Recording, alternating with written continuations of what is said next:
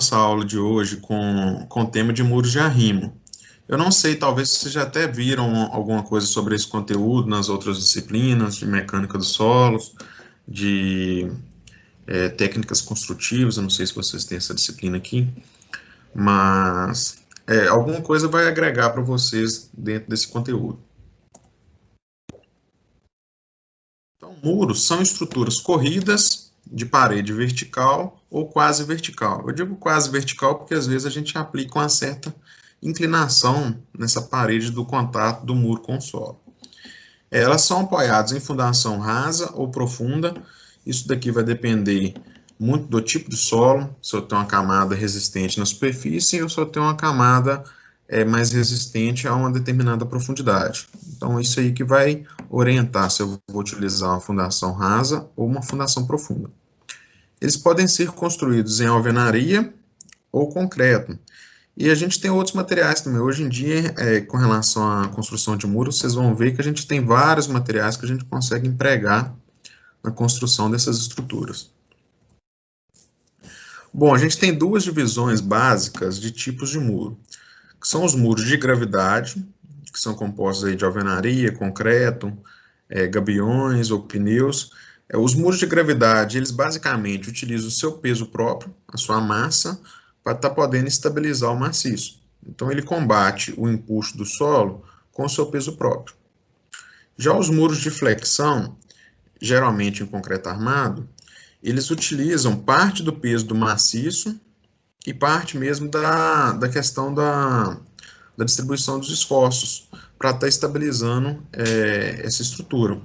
Esses muros de flexão, eles podem ser com contrafortes ou tirantes. Então, a gente tem vários modelos aí de muros de flexão. Os muros de gravidade, geralmente, a gente não tem armadura, tá, gente? Então, é só o peso, a massa do solo mesmo, ou do material. E o muro de flexão, geralmente, a gente tem armadura. Então, geralmente, eles são feitos em concreto armado, ou em alguns casos, a gente utiliza até perfis metálicos, depende muito do projeto em si. Bom, se a gente for analisar, então, a composição de um muro, ela é composta basicamente pelo corpo, que vai ser definido de acordo com o material que você vai utilizar, a crista, que é a parte superior do muro, o tardós, que é a parte de trás do muro, que é o contato entre o muro com o solo, a base, a fundação, um dente. Esse dente aí, ele é utilizado, mais para frente a gente vai discutir um pouco mais sobre ele, mas ele é muito utilizado para aumentar o fator de segurança contra deslizamento. Seria uma espécie de eu cravar, vocês podem ver aqui, eu aumento o contato do muro para dentro do solo. Então, isso aumenta o meu fator de segurança contra deslizamento desse muro. E o terrapleno ou reaterro, que geralmente a gente faz atrás desse muro. Isso vai depender, o meu terrapleno ele pode ser reto, quando eu não tenho nenhuma inclinação, ou ele pode ser inclinado, como dessa imagem aí, tem uma pequena inclinação no talude acima do muro. Professor, Sim. Você poderia repetir o tarduz que você falou, por favor? Tardós? O tardós ele é o contato do muro com o solo. Essa parte de trás do muro, a gente chama de tardós. É sempre esse contato aí do muro com o solo, a parte traseira do muro. Ah, ok, isso. Uhum. Bom, o primeiro muro que a gente vai ver são os muros de alvenaria de pedra. Ele é um muro, às vezes a gente encontra, mas não é um muro muito comum, porque por causa do seu alto custo, né? Essas pedras elas têm um valor relativamente alto. Então é muito comum, às vezes, a gente encontrar em condomínios fechados, onde o poder aquisitivo é um pouco maior, a gente às vezes encontra esses muros de pedra. Ou onde mesmo o material ele apresenta um valor, um custo menor. Então, dependendo do local, você tem uma jazida de extração de pedra, então o custo desse material pode ser menor. Esse muro de pedra, ele consiste basicamente na montagem das pedras encaixadas umas às outras, não utiliza nenhuma espécie de proteção, por exemplo, igual o gabião, não é considerado um muro de pedra, porque a gente tem a gaiola. Então, esse muro não, ele é só simplesmente o encaixe das pedras. Se eu faço esse encaixe e não utilizo uma argamassa para estar fazendo a junção dessas peças, eu não preciso de um dispositivo de drenagem. Porque a própria pedra, ela permite a passagem da água, então não vai haver acúmulo de água no tardós do muro. Agora, se eu utilizo argamassa, eu tenho que fazer alguma espécie de drenagem.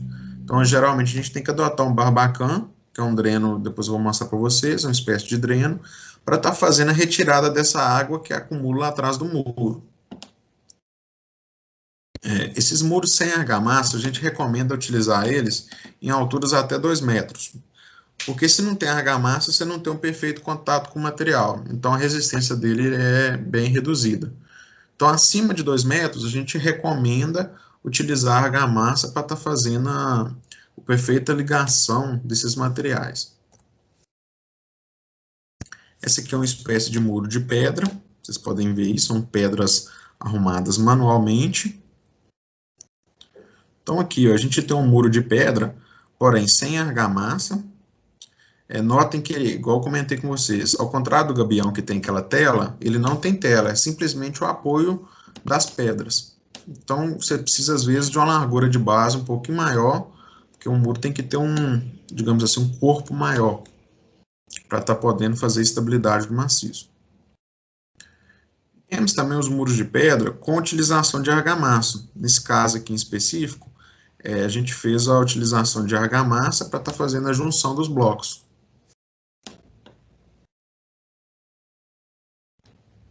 Outro muro aqui é o muro de concreto ciclópico. Não é um muro, para ser bem sincero, muito comum, porque se eu for utilizar concreto ali, gera um custo adicional. Mas ele é possível de ser executado. Ao contrário do muro de concreto armado, o concreto ciclópico, a gente tem pedras de elevadas dimensões e no interior dessas pedras a gente preenche com concreto. Então, você economiza devido ao volume dessas pedras que vão compor o material. Ele é recomendado aí para alturas inferiores a 4 metros. Necessita de sistema de drenagem, já que você está utilizando concreto, que é um material com baixa permeabilidade, então você precisa de um sistema de drenagem. E, em geral, a gente recomenda-se utilizar uma base do muro em torno aí de 50% da altura do muro. Então, se eu tenho um muro aí de 4 metros, a minha base ela vai ter por volta de 2 metros. Então, é um muro com um corpo muito grande. Dependendo do local, onde você não tem área disponível, isso dificulta um pouco a aplicação dessa técnica. Então, você tem que partir para outro tipo de muro de arrimo. E é recomendado também, quando você vai utilizar esses muros, você está aplicando uma certa inclinação nele. Por quê? Para dentro, geralmente, essa inclinação. Para você garantir o contato do muro com o solo. Quando você aplica essa inclinação, você vai garantir que esse muro vai estar sempre apoiado no solo e vai estar pressionando esse solo, garantindo a estabilidade dele. Então, essa inclinação é bem pequena, é cerca de 2%. Esse aqui são os muros de concreto ciclópico. Então, vocês podem ver que ele tem um dispositivo de drenagem, tem um barbacan perfurado aqui no muro, para garantir a retirada da água do tardós do muro. O método construtivo é basicamente, igual eu comentei com vocês, são pedras de elevada dimensão, e a gente faz o preenchimento do espaço interno dessas pedras com concreto. Então, a gente economiza aqui no volume de concreto e de armadura, porque esse muro também ele não é armado, só utiliza o peso próprio mesmo. Aqui temos outra imagem de um muro de concreto ciclópico. Vocês podem ver que é um muro aí de pequena altura e ele tem uma base bem grande. Nesse caso aqui em específico, ó, esse muro ele utiliza também parte do peso próprio do solo para garantir estabilidade.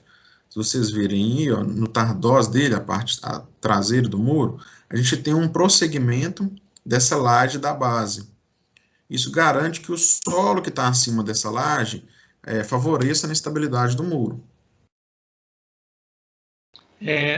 Nessa figura aí, professor, essa Sim. figura, exatamente, nessa figura aí tem um espaço entre o que está marrom, que é a terra, né, o solo, Sim. E a própria coisa. Ali entraria uma espécie de areia, um filtro para facilitar a água escoar?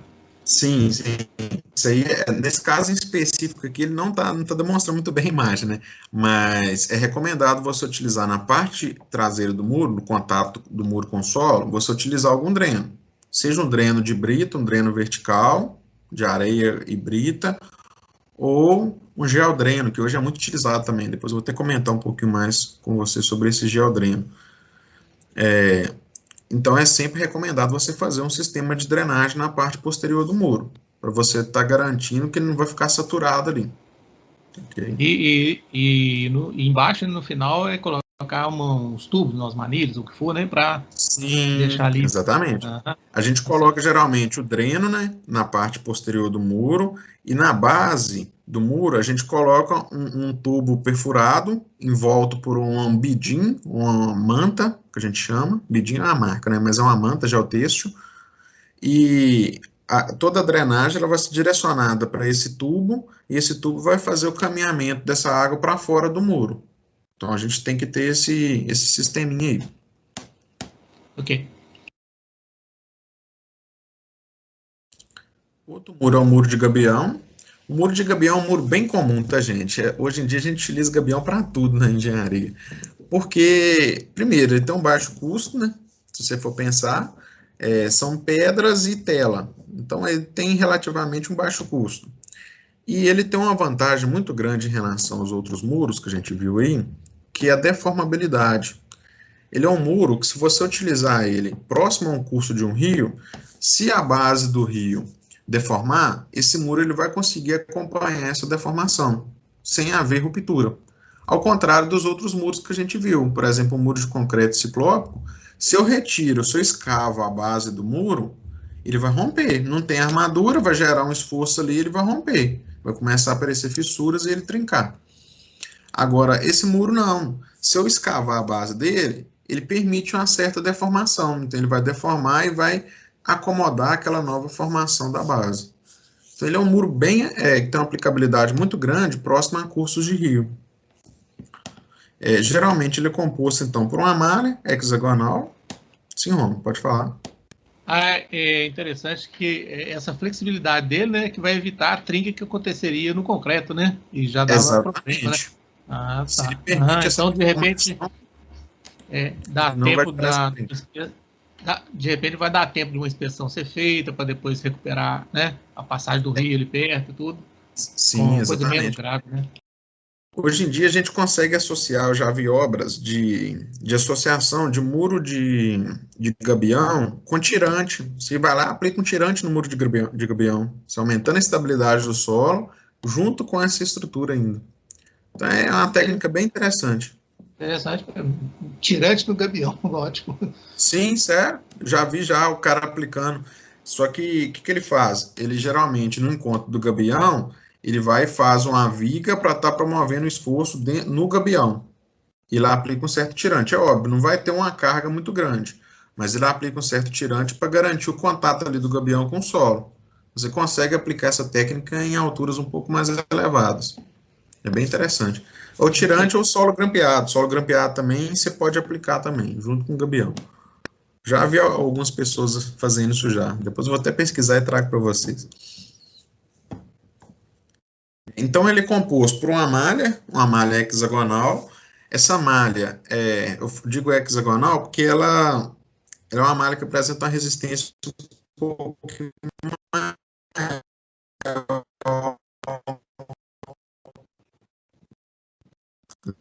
Tem essa dupla hexagonal para gabião, já específico para gabião. Antes a gente não tinha, a gente utilizava a tela normal mesmo, que a gente encontra aí no mercado, e utilizava para gabião. Porém, a gente estava vendo o seguinte, essa tela não apresentava uma resistência suficiente para estar se acomodando ali aos esforços. Então, a própria fabricante, a Macafé, começou a disponibilizar e fabricar essas malhas. De um tempo para cá já tem essas malhas específicas para gabião. As dimensões do gabião. Geralmente, a gente adota aí essas células com comprimento de 2 metros e uma aresta de em torno aí de 1 metro. Então, a gente vai ter um comprimento de 2 metros e uma aresta de 1 metro. Só que isso para alturas relativamente baixas. Porque se eu começo a ter uma altura muito alta, uma altura elevada do meu muro, eu começo a ter um esforço vertical muito grande na base. Então, se eu utilizo a aresta com 1 metro, eu posso ver a abertura dessa malha. Então, a parte inferior do meu muro vai estar submetida a uma tensão muito alta e ela vai começar a querer abrir essa malha. Então, a gente acaba, na base, a gente utilizando alturas menores, por exemplo, de 0,5 metros na base. Então, essa é uma alternativa também que a gente tem que avaliar.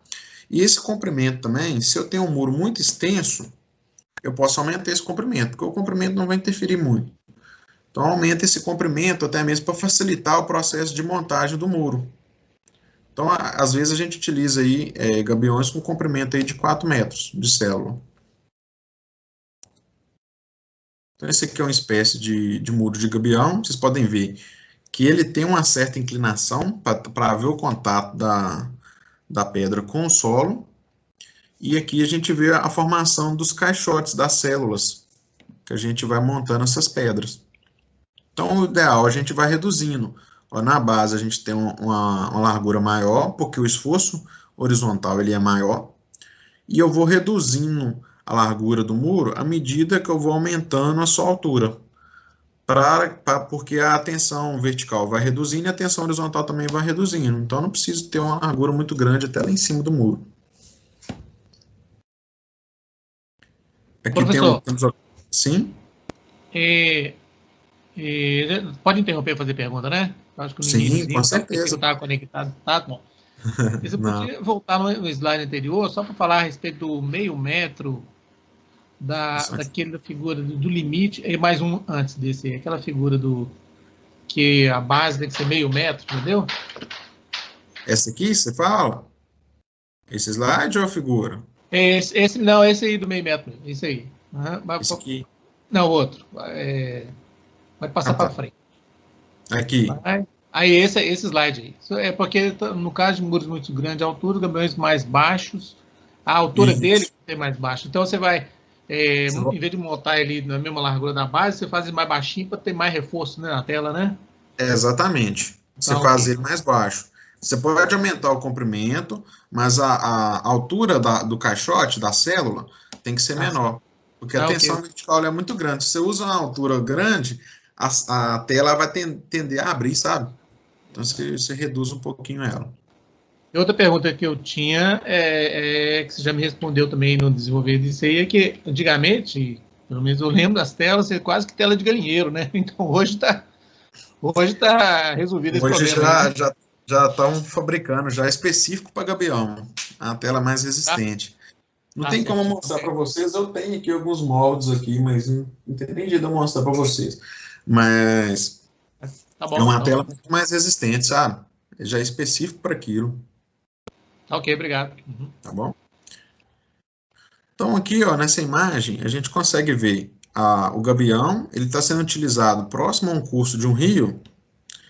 Se vocês analisarem aí, a gente tem duas estruturas aqui que a gente pode comentar. Temos a estrutura do gabião, que tem o sujeito em cima dela aí, não sei o que ele está vendo aí, que a gente tem uma aplicabilidade muito grande, próximo a um curso de um rio, e no lado direito da imagem, a gente tem algumas pedras, não sei se vocês conseguem notar. Essas pedras a gente chama de hip-rap, que é só para impedir a erosão da face do talude. Porque às vezes o nível de água do rio, ele pode aumentar e pode diminuir.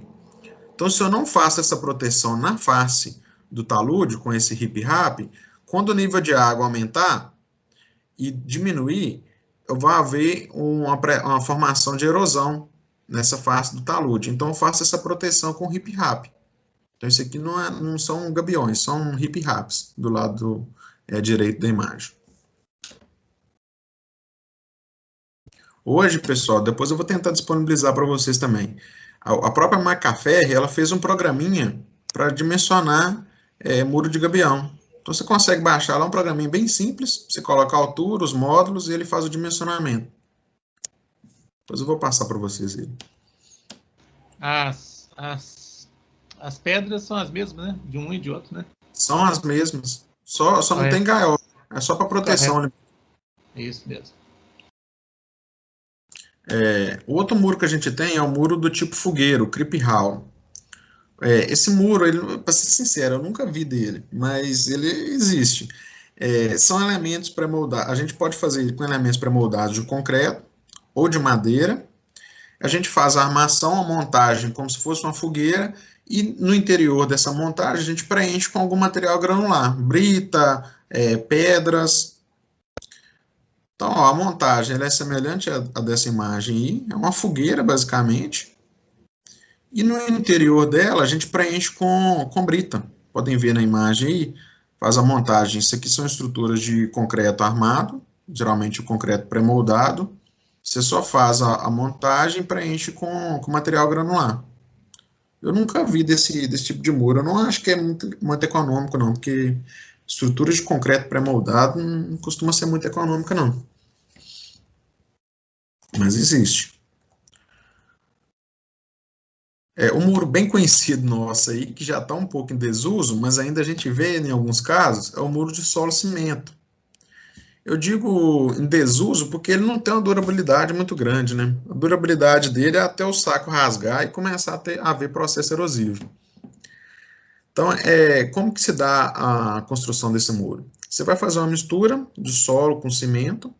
Isso aqui, essa mistura, geralmente, pessoal, quando você vai fazer mistura solo com cimento, você tem que avaliar o tipo de solo, tá? Muita gente utiliza solo argiloso. Só que o solo argiloso, você não ganha uma resistência muito grande, igual você ganha com o solo arenoso. Então, se você puder empregar um solo arenoso na mistura com cimento, você ganha uma resistência muito maior. Então, a gente faz essa mistura do solo junto com o cimento e preenche esses sacos com essa mistura. E faz a montagem deles. O posicionamento ele é feito de forma manual, e a gente tenta desencontrar as juntas verticais, igual a gente faz com a alvenaria. Então, sempre a gente tenta não encontrar uma junta vertical com a outra para aumentar a resistência do conjunto. O ideal também é que a proteção, igual eu comentei, o problema desse muro é a erosão depois que o saco rasga. Então, se a gente não fizer uma proteção superficial do muro, vai haver um processo ali de desgaste do saco, ele vai rasgar, e vai começar a haver erosão ali de carregamento de partícula. Porque ele, apesar de ser um material com mistura de cimento e ter uma elevada resistência, ele não resiste muito bem à erosão. Então a água vai passando ali superficialmente e vai havendo carregamento de partículas. Aí a gente vai perdendo a resistência do muro. É uma solução muito econômica também, por isso que era muito empregado. Então aqui eu trouxe alguns parâmetros para vocês terem uma noção. Na primeira coluna, a gente tem a porcentagem de cimento que a gente utiliza na mistura. Na terceira coluna, a gente tem o peso específico que a gente consegue desse material, peso específico seco. Na quarta coluna, a gente tem o módulo de elasticidade. Vocês notem que à medida que eu aumento o percentual de cimento, eu aumento o módulo de elasticidade e também aumenta a resistência. A última coluna apresenta a resistência. Podem ver que se eu aumento, por exemplo, saio de 5% para 8%, eu quase dobro a resistência dessa mistura de solo e cimento. Só que chega um ponto que eu não tenho mais ganho de resistência, tá, gente? Quando você faz mistura de solo e cimento, acontece isso. Se eu for adicionando mais cimento aqui, vai chegar um ponto que eu não vou ter solo suficiente para estar reagindo com esse cimento. Então, eu não começo a ter um ganho efetivo de resistência. Então, por isso que a gente faz essas dosagens e faz esse teste em laboratório para a gente ver qual que é a dosagem ideal que vai me permitir uma boa resistência. Então, esse muro ainda, ele tem uma aplicabilidade muito grande para controle erosivo. Então, às vezes a gente vê isso, parte do talude está sofrendo um processo de erosão, a gente faz um preenchimento desse talude com esses sacos de cimento, nesse local em específico, e faz uma cobertura vegetal. Por que ele é muito utilizado para processo erosivo? Você consegue montar o muro de uma forma que ele preenche aquele espaço que estava vazio. Porque o saco ele permite essa acomodação e essa conformação de acordo com a forma da massa que foi deslocada do processo erosivo.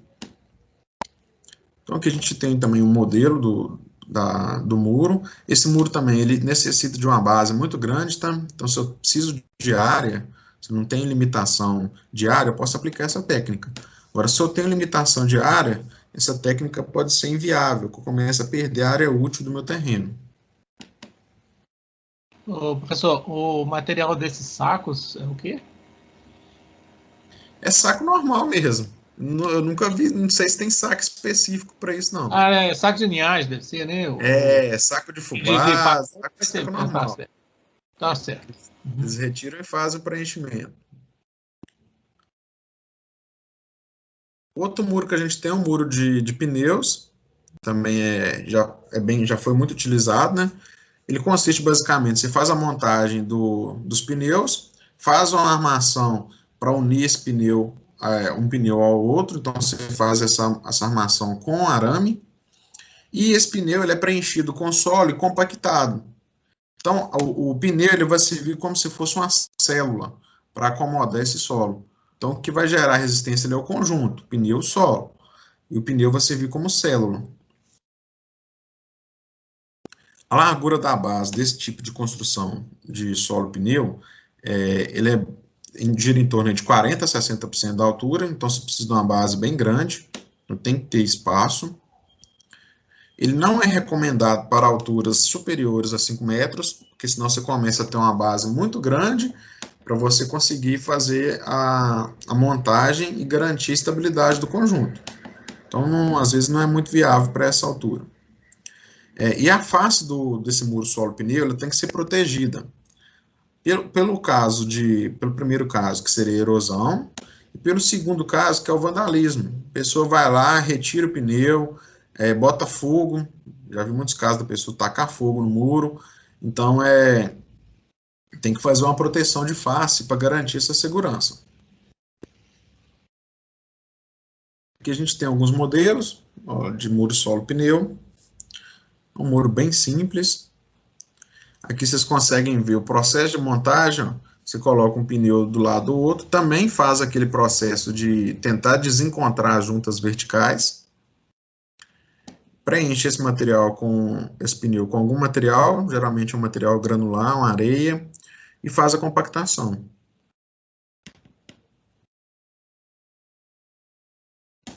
Bom, vamos falar um pouquinho agora sobre os muros de flexão. O muro de flexão, geralmente, ele tem um formato em forma de L. Ele é composto, geralmente, por concreto armado, porque como ele tem a ação de um momento fletor muito grande, você precisa armar esse muro. Se você tem momento fletor, você tem que pôr a armadura. Então, você tem, geralmente, a associação que a gente tem é o concreto com a estrutura metálica, com a armadura metálica. Então, a gente acaba fazendo ele de concreto armado.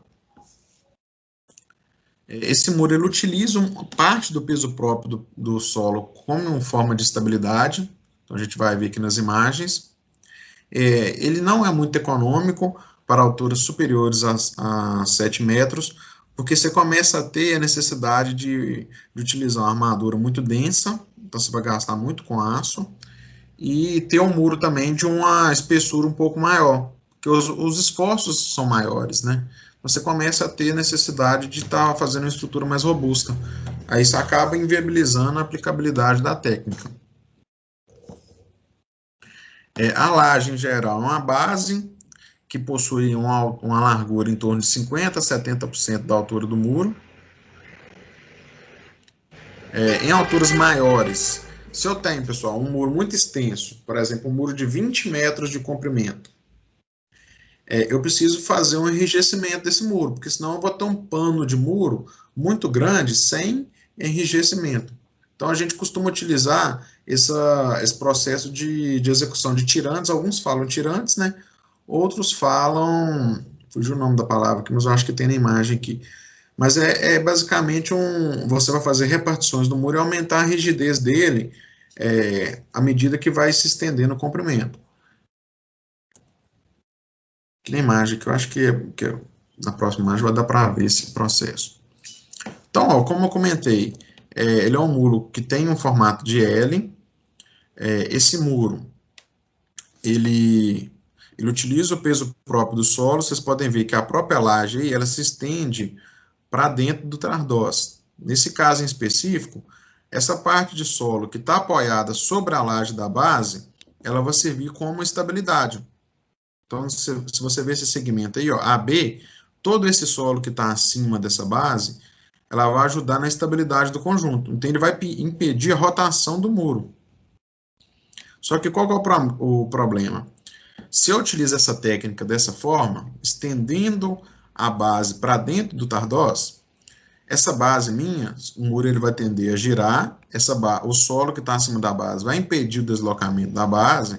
Então, aqui a gente tem a geração de um esforço de tração. Se eu tenho a geração de um esforço de tração, ó, tenho tração na base e tração no muro. No encontro aqui ó, da base com a face do muro, eu vou estar gerando o empuxo,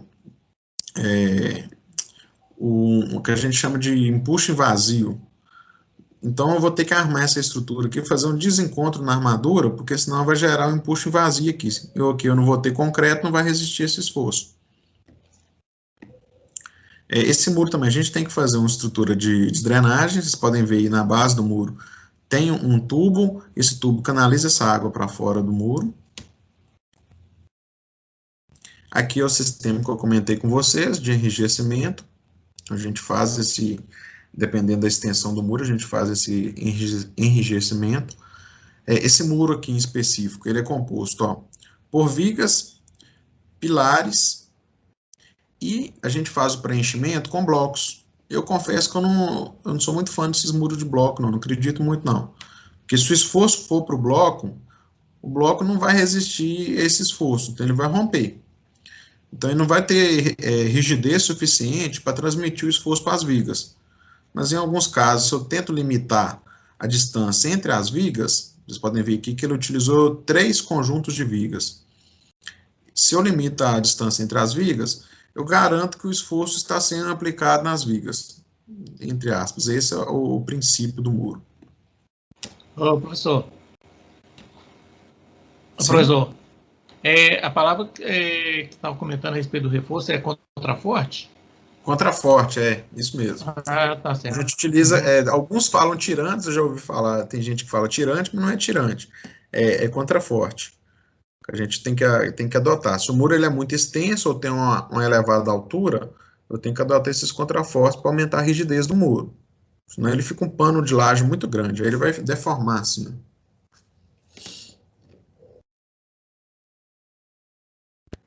Então, os contrafortes, eles são, em geral, eles têm um espaçamento aí de cerca de 70% da altura do muro. Então, a gente vai adotar um espaçamento entre um contraforte e outro em torno de 70% da altura do muro. A laje interna,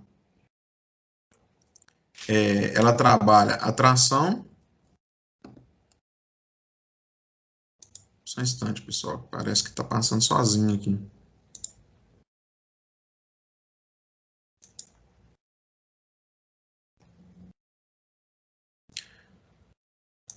Dá um probleminha técnico aqui, vocês aguardem só um instante aqui, porque eu acho que vou ter que carregar de novo o arquivo.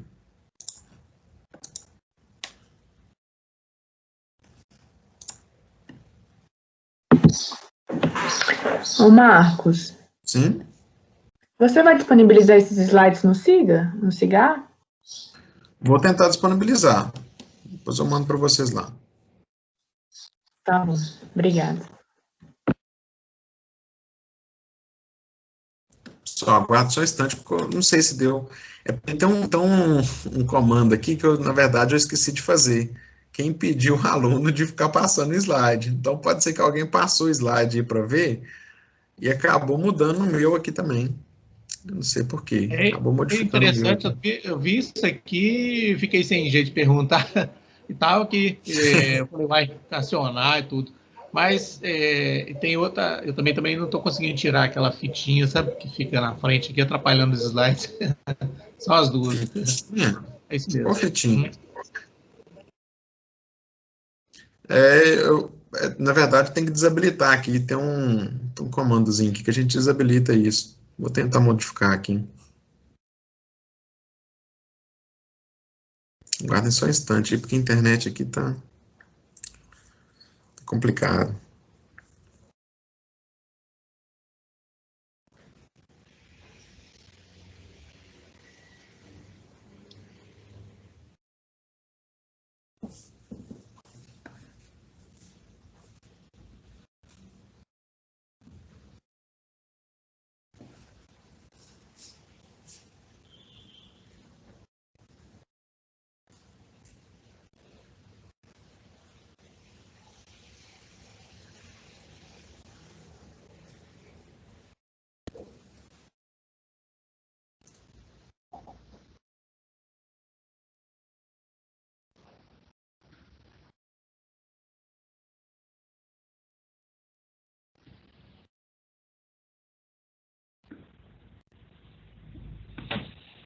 Acho que agora vocês não conseguem passar o slide, não.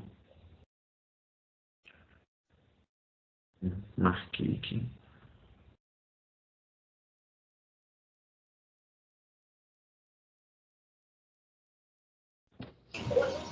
Ainda continua aqui escrito assumir o controle, viu? Continua? Apareceu aqui. Depois eu desabilito isso, mas eu peço que não clique em rir para não perder aqui o controle. Então vamos lá, pessoal. Então eu comentei com vocês que a gente, dependendo do tamanho da extensão do muro, a gente tem que utilizar os contrafortes. Esses contrafortes, eles são espaçados por uma distância em torno de 70% da altura do muro. Como eu comentei, se a laje está para dentro da face do muro, para dentro do tardós, a gente está submetendo essa laje a um esforço de tração. Porém, a gente tem o contrário, que é quando a laje está para fora do muro. Em alguns casos a gente faz isso. Quando ela está para fora do muro, a gente tem um esforço ali de compressão. O muro ele vai tender a girar e essa laje vai estar submetida a um esforço de compressão. A gente tem que avaliar esses dois esforços. Essa base também do muro, esse muro, ele pode ser ancorado na base, eu posso utilizar uma espécie de tirante e fazer a ancoragem desse muro. Isso garante também um aumento de resistência quanto ao deslizamento da base. Então, às vezes, o muro ele pode ser muito leve. Eu faço a ancoragem dele, da base, eu garanto uma resistência maior quanto ao deslizamento da base. Então, aqui a gente tem um muro com tirante, que é aquela parte de ancoragem da base. Esse muro em específico aqui, ó, aquilo que eu comentei com vocês, ele está com a base, a laje da base dele está para fora do muro. Então, nesse caso aqui, ele vai tender a girar e essa base vai estar sendo submetida a um esforço de compressão. Por que aqui a gente fez a ancoragem com tirante? Se eu não tenho a base para dentro do muro, eu não tenho a contribuição do peso próprio do solo que está atrás do muro. Então, eu não tenho aquela contribuição do peso próprio que eu tinha na imagem anterior. Nesse caso, eu tenho que garantir uma ancoragem dessa base para impedir que o muro seja deslizado devido ao esforço horizontal. Então, essa é uma das técnicas que a gente pode utilizar. Nessa outra imagem que a gente tem também os contrafortes. Notem que nem sempre os contrafortes eles são no tardós do muro, eles podem também ser na parte de fora do muro. Nesse caso específico, ele tá na face do muro e não está no tardós. Bom, o outro dispositivo que a gente vai comentar um pouquinho hoje aqui é sobre a drenagem. Eu digo o seguinte, ó, se fizer um projeto perfeito do muro, mas o sistema de drenagem não funcionar corretamente, infelizmente, sua estrutura ela vai estar sendo comprometida. Porque você está adotando um parâmetro, por exemplo, você está adotando o peso próprio do solo na condição seca, para determinar o empuxo. Se você não garante que essa condição vai ocorrer, você está, digamos assim, subestimando a sua estrutura. Se no caso, se eu não garanto a perfeita drenagem do maciço, esse solo ele vai saturar, ele vai aumentar o peso próprio e ele vai romper. Não é à toa que a maior parte das construções, dos muros, eles rompem no período de chuva. É porque ali o sistema de drenagem não funciona, o solo vai saturar, vai perder resistência e vai pressionar o muro. Quando ele pressiona o muro, em determinados casos, o muro não vai suportar, porque o esforço que você adotou no dimensionamento, ele é menor do que o esforço que está sendo submetido naquela ocasião específica.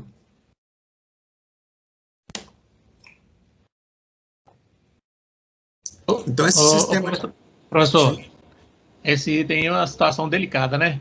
Porque você pode colocar os escoamentos, né? Para evitar esse encharcamento, não é isso? Isso. Do solo, né? E tem que ser evitado que não arraste terra, né? Não arraste o solo, porque senão vai afundar o quintal do vizinho lá, ou da outra construção, né? É sério, né? Tem que ser uma coisa... Hoje em meio urbano, a gente tem um problema de ter essa questão de construção em área de risco, né? Então, muitas vezes, a sua estrutura, o seu muro, ele não está contendo só o solo. Ele está contendo o solo e está contendo a construção do vizinho em cima. Então, isso tudo tem que ser levado no dimensionamento. Quando você vai fazer o dimensionamento da estrutura, você tem que considerar o peso do solo e o peso da edificação que está em cima dela. Senão, você pode levar a ruptura. Ok. Bom, sistema de drenagem, ele é composto por canaletas transversais, canaletas longitudinais de descida, dissipadores de energia, porque em determinados casos a energia de fluxo da água ela pode ser muito grande, então você tem que fazer essas escadas para dissipar um pouco dessa energia até chegar na caixa coletora. Então aqui a gente tem algumas imagens de sistema de drenagem. Temos a canaleta transversal, então ela vai colher toda a água que está sendo percolada pela face do talude, ela vai recolher essa água e fazer o encaminhamento dela para as canaletas longitudinais. A canaleta longitudinal ela vai pegar essa água da canaleta transversal e levá-la para um ponto mais baixo, onde vai fazer o perfeito escoamento dessa água. Então aqui a gente tem canaleta longitudinal. Notem que essa aqui a gente tem as escadas para dissipar a energia da água. Temos as caixas de passagem. Em alguns casos, é comum a gente ter um carreamento muito grande de sedimentos, quando, por exemplo, essa face do talude não é protegida por uma estrutura impermeável. Então, a gente tem o carreamento de sedimentos. Se eu tenho carreamento de sedimentos, essa caixa de passagem aqui, ó, é comum a gente adotar uma caixa de areia. Então, o sedimento ele vai ficar depositado dentro da caixa de passagem e só vai percolar a água. Depois a gente vem com o caminhão e faz a limpeza dessas caixas coletoras de areia. Outro sistema que eu comentei também é a proteção da face do talude. Essa proteção ela é feita geralmente com a vegetação ou com uma proteção impermeabilizante. Nesse caso aqui a gente vê os dois modelos. O primeiro é feito com proteção vegetal. Essa tela aqui, ó, ela vai só impedir o deslocamento de solo. Então, essa só impede o deslocamento de solo. E tem uma proteção aqui dentro com vegetação. Então, a gente faz a plantação de vegetação e faz essa tela aqui para impedir a retirada de solo. E na segunda imagem, a gente tem uma projeção, é um concreto projetado. É uma técnica também bem utilizada, chega a ser, às vezes, em determinados casos, mais econômica do que a vegetação, porque você não precisa ficar dando manutenção. A vegetação você tem que dar manutenção. Você faz a projeção de concreto, que ele vai formar uma camada na face do talude, uma camada impermeável, e vai impedir o carreamento de partículas e a formação de erosão. Temos as drenagens subsuperficiais, que são compostas por drenos horizontais, trincheiras drenantes, drenos internos na estrutura e filtros granulares. Então, aqui a gente tem alguns modelos de drenagem. Vocês podem ver, quando eu tenho a drenagem, todo o meu fluxo de água ele é direcionado para essa drenagem. Então, ele vai fazer a captação desse fluxo de água e vai direcionar ele para a parte posterior do muro. Então, não vai ficar havendo saturação do solo na face de trás do muro. Nesse caso aqui, a gente tem os drenos verticais. Pode ser de geodreno, que eu comentei com vocês, ou pode ser um dreno de brita. É mais comum de brita. Você faz brita e areia, esse dreno aqui. No caso da infiltração também, esse dreno ele vai absorver essa água e vai fazer o direcionamento dessa água para a parte de fora do muro. Temos os drenos que a gente chama de dreno inclinado. Então, é composto por um dreno vertical e também um dreno inclinado. Então, esse dreno inclinado, ele é até melhor, porque ele impede mesmo a formação de água na parte de trás do muro. Ele vai captar essa água e vai fazer o direcionamento dela também.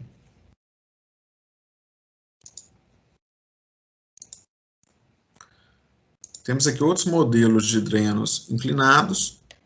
Tem um modelo aqui que ele é feito por material drenante, uma areia, e a gente faz a captação por meio de uma canaleta e transfere para fora do muro. Aqui a gente consegue ver três tipos de drenagem. Uma canaleta, que vai captar água da parte superior do muro. e também na parte inferior do muro, temos um dreno vertical e um dreno inclinado. A gente tem 3 tipos de dreno aqui. E além disso, a gente tem uns tubos, não sei se vocês conseguem ver, tubo de PVC de 75 milímetros, que são os nossos barbacãs. Ele vai também auxiliar na retirada dessa água da parte de trás do muro.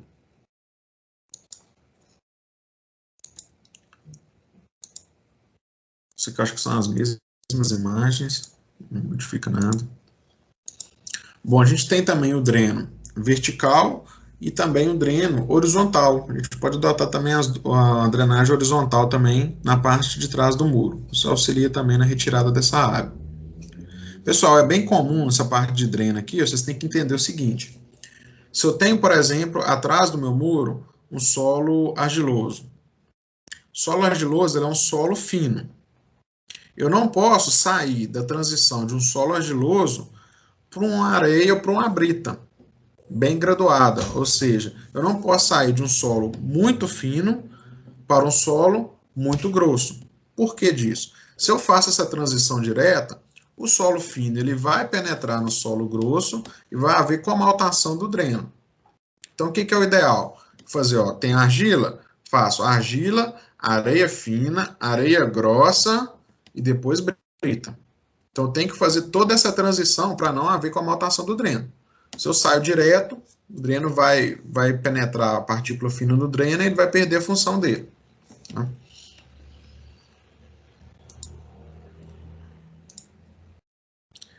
Aqui temos outros tipos de drenos verticais. Quando eu tenho a face posterior do muro em degrau, então a gente faz esse dreno também em degrau, acompanhando a conformação do muro. Temos um dreno aqui que é um dreno horizontal e um pedaço de dreno vertical, para fazer captação também dessa água. Bom, aqui eu vou comentar, pessoal, rapidinho, para a gente finalizar nossa aula também, já está ficando bem extensa, um pouco sobre a estabilidade do muro. O muro, gente, ele pode romper por 4 fatores. O primeiro deles, o tombamento. O tombamento é quando o momento na base do muro, o momento desestabilizante, ele é muito maior do que o momento estabilizante. Então, isso aí pode romper. O muro vai girar. Ele pode romper por deslizamento. Por deslizamento, ele rompe quando não tem massa suficiente. O que seria isso? O meu muro, ele não tem peso suficiente para suportar a tensão horizontal. Então, a tensão horizontal vai empurrar meu muro, fazendo com que ele desloque em relação à base. Então, esse é por deslizamento. Ele pode romper também por capacidade de carga da fundação. Isso daí é quando a fundação não suporta o peso que está sendo aplicado nela. Então, ela vai romper. Isso vai gerar a ruptura do conjunto total, muro-solo. E ele pode romper por ruptura global. Ruptura global é quando eu dimensiono meu muro bonitinho, está perfeito. Porém, na análise de estabilidade, a minha cunha de ruptura, ela está passando por baixo da minha fundação do muro. Aí não vai adiantar nada, ele vai romper e vai levar o muro junto. Então, ó, a primeira parte é o deslizamento. Ó. O deslizamento, nota o seguinte, eu tenho a tensão horizontal vai fazer com que a base do meu muro desloque. Então, o que vai resistir a esse deslocamento da base vai ser o atrito entre a base do muro e o elemento do solo. Então, esse é o primeiro modo de ruptura que o muro pode sofrer. O outro modo é o deslocamento, o tombamento. O tombamento, a base do muro, ela se mantém estável. Porém, vai haver um giro em relação à base. Então, o esforço aqui de momento na base ele é muito grande, vai haver um giro do meu muro, ocasionando um deslocamento do meu muro em cima na crista dele aqui. Ó. O outro modo é a ruptura da fundação. Então, a minha fundação ela não suporta, ou seja, a tensão que está sendo aplicada ela é maior do que a tensão admissível do solo e vai haver a ruptura da fundação. Aí vai e rompe o conjunto. E temos a ruptura global. A ruptura global, como eu comentei com vocês, Na análise da estabilidade, eu detecto que a minha cunha de ruptura, que apresenta o menor fator de segurança, é essa em vermelho, o que vai acontecer? Todo esse conjunto solo-muro, ele vai deslizar e fazer com que o muro rompe. Então, não adianta nada. Se a minha fundação ela não ultrapassar essa cunha de ruptura, ou se o meu muro ele não tiver profundidade suficiente para estar absorvendo esse esforço da cunha de ruptura, ele vai romper. Então, ele rompe o quê? Quando a tensão de cisalhamento na interface ela é maior do que a tensão de cisalhamento máxima do solo. Aí ele vai haver essa ruptura global. Isso daqui a gente só detecta quando você vai na análise de estabilidade. Então, se você não verificar a análise de estabilidade, pode acontecer isso daqui. Gente, então, Professor. Sim? Professor, cunha de ruptura é justamente essa linha, o local onde vai haver essa rotação do peso, tudo, né? Exatamente. Cunha de ruptura tá só. Uhum. Ok. Pessoal, então antes da gente fazer o dimensionamento, a gente tem que fazer um pré-dimensionamento, ou seja, estipular qual que é a dimensão do muro que vai suportar aqueles esforços, para depois fazer o dimensionamento, determinar a armadura, determinar os esforços certinhos para verificar a estabilidade dele. Então, o pré-dimensionamento, hoje com o software auxilia muito, né? Você vai lá, vai mudando os valores de altura, de largura, e obtenha e verifica se ele passa ou não. Mas quando você não tem o software, você vai fazer um pré-dimensionamento manual. Geralmente, todo pré-dimensionamento ele é feito com base na altura do muro. Então, vocês podem ver aqui, ó, em função da altura, eu determino a largura da crista, determino a espessura do muro, determino a largura da base e determino também a profundidade, às vezes, de embutimento do muro. Então, tudo é em função da altura. Esse é o único parâmetro assim, inicial que você tem.